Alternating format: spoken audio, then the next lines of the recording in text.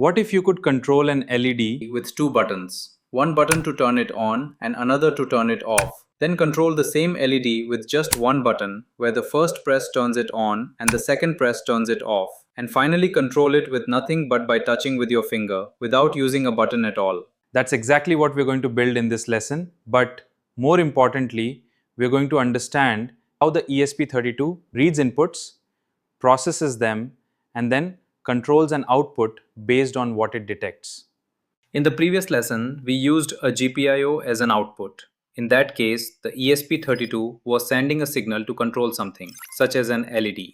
This time, we are going to do the opposite. We'll configure a GPIO as an input, so the ESP32 can receive a signal from the outside world, process that input according to our program, and then control an output. A push button is one of the simplest examples of a digital input.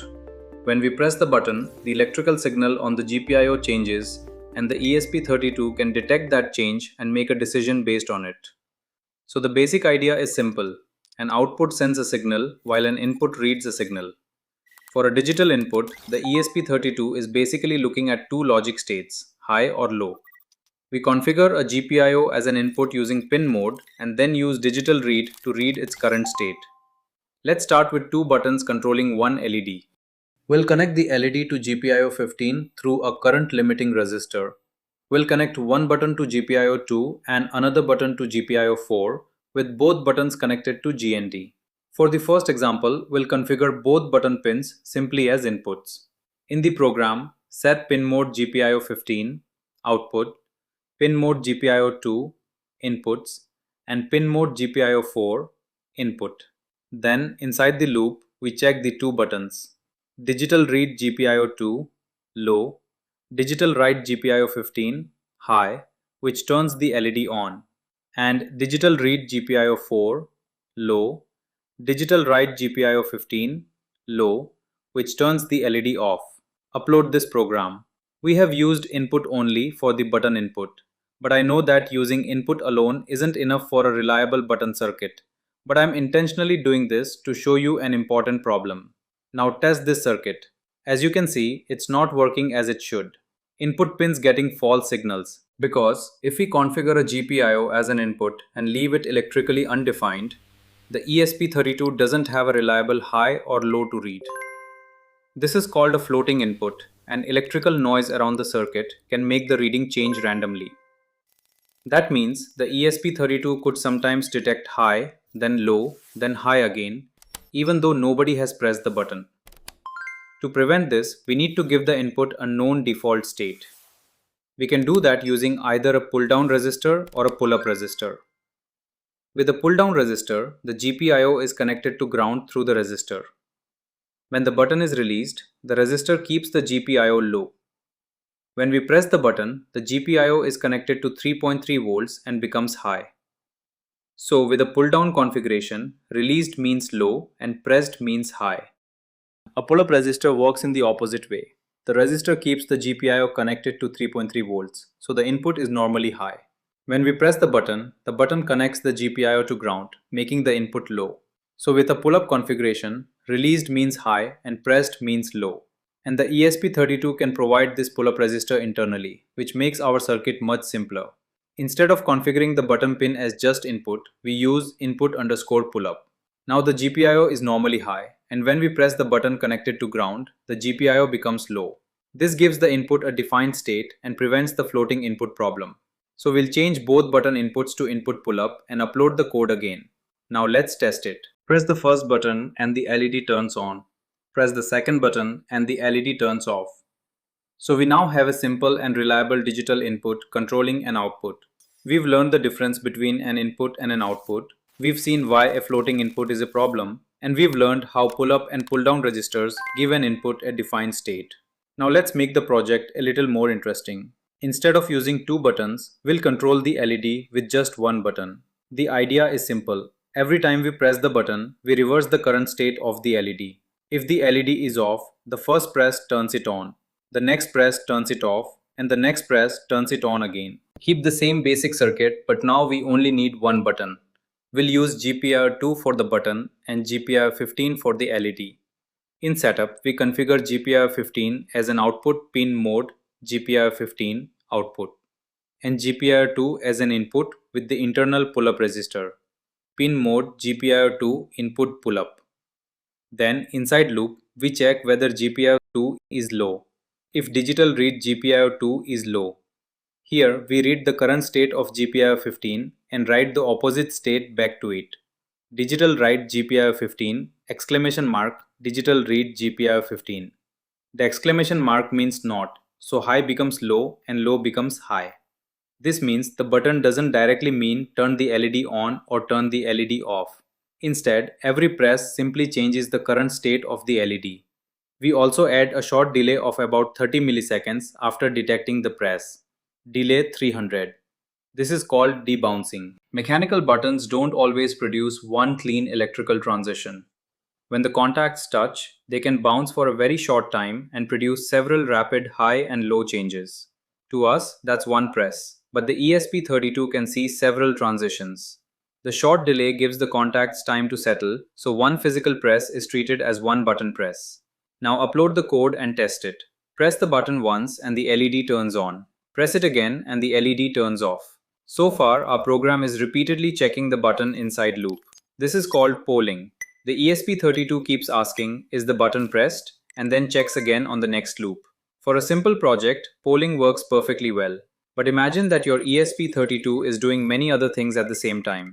You may not want the program to spend its time continuously checking a button. And this is where interrupts become useful. An interrupt allows us to tell the ESP32, continue running the normal program, but if this particular event happens, immediately run this function. A simple way to understand it is a doorbell. You don't stand at the door continuously asking whether someone is there. You continue doing whatever you're doing, and when the doorbell rings, you respond. The ESP32 can create an interrupt using attach interrupt function. With this function, we specify the GPIO we are watching, the function that should run when the event occurs, and the type of signal change that should trigger the interrupt. Because we are using a pull-up button, the GPIO normally stays high. When we press the button, it changes from high to low. This high to low transition is called a falling edge, so we use falling as our interrupt trigger. There are three common trigger types you should know. Rising means the signal changes from low to high, falling means it changes from high to low, and change means either transition can trigger the interrupt. For our pull-up button, pressing the button creates a falling edge. There is one important rule when writing an interrupt function. Keep it short. We don't want to put a lot of work inside the interrupt itself. Instead, the interrupt can simply set a flag to tell the main program that a button press has occurred. The main loop can then handle the actual LED control and the debounce timing. This gives us a very useful pattern to remember. The interrupt detects the event and the main program handles the work. Because the interrupt can change the flag while the main program is running, we declare that shared variable as volatile. This tells the compiler that its value can change unexpectedly and must always be read correctly. Here is the complete interrupt version. Volatile, bool pressed equals false. Void, setup pin mode pin 15. Output, pin mode pin 2. Input pull up. Attach interrupt, digital pin to interrupt pin 2. Button pressed, falling. Void loop, if pressed, delay 30 milliseconds. If digital read pin 2 equals low, digital write pin 15. Forstenmark digital read pin 15 pressed equals false. Void, button pressed equals true. Notice that the interrupt function itself only sets pressed to true. It doesn't use delay and it doesn't control the LED directly. And remember, using an interrupt does not automatically solve button bounce. So we still use delay to handle debouncing. The main loop sees that the button was pressed, waits briefly for debouncing, confirms that the button is still pressed, and then toggles the LED. Upload this code and test it. It's working the same way but with better functionality. The advantage of the interrupt is, instead of continuously checking the button, the ESP32 can continue running the rest of the program and respond when the button event occurs. Now let's move to something more interesting and remove the mechanical button completely. The classic ESP32 has built-in capacitive touch sensing, which means we can use a finger as an input instead of a physical button. Capacitive touch works by detecting changes in the electrical characteristics around a touch-sensitive GPIO. When you touch the sensing area, your body changes the capacitance around the electrode, and the ESP32 can detect that change. On the classic ESP32, GPIO2 is one of the touch-capable pins, and we can read it using touch read function. Before selecting a pin for touch sensing, make sure that the GPIO pin has touch sensing capability. We are using GPIO2, which has an internal touch sensor. But before we choose a touch threshold, we should first see what the sensor is actually reporting. We'll read the touch value and print it to the serial monitor. First, watch the value without touching the sensor. Then touch the sensor and see how much the reading changes. Don't simply copy a threshold from another project because touch readings can vary between boards and setups. The electrode, wiring, environment, and even the way you touch the sensor can affect the reading. Let's test it with our board. Upload a program that prints the touch readings to the serial monitor. Then open the serial monitor to see the values. As you can see, the normal reading is approximately 50 when there is no touch. When we touch the sensor with our finger, the reading drops to 30 or below. Once we know the normal value and the touched value on our own hardware, we can choose a suitable threshold. So, we can use a touch reading below 30 as our threshold to control the LED. When the reading crosses our chosen threshold, we detect a touch and toggle the LED state. Let's write its simple code. In void setup, pin mode pin 15 output. And in void loop, if touch read pin 2 less than 30, digital write pin 15, digital read pin 15. Add delay 500 milliseconds for debouncing. While touch read pin 2 less than 30. Upload this code and test our circuit. Touch it once and the LED turns on. Touch it again and the LED turns off. And that's it. We've now controlled an LED without a mechanical button. The important thing is that the basic concept hasn't changed. The ESP32 is still reading an input, deciding what happened, and controlling an output. The only thing that changed is the type of input we are using. Let's quickly put everything together. A digital input allows the ESP32 to read a high or low signal, and digital read gives us the current state. If an input doesn't have a defined state, it can float and produce unreliable readings. So we use a pull-up or pull-down register to give it a known default state. With input pull-up, the GPIO normally reads high and becomes low when the button connects it to ground. Mechanical buttons can bounce, so we use debouncing to prevent one physical press from being interpreted as several presses.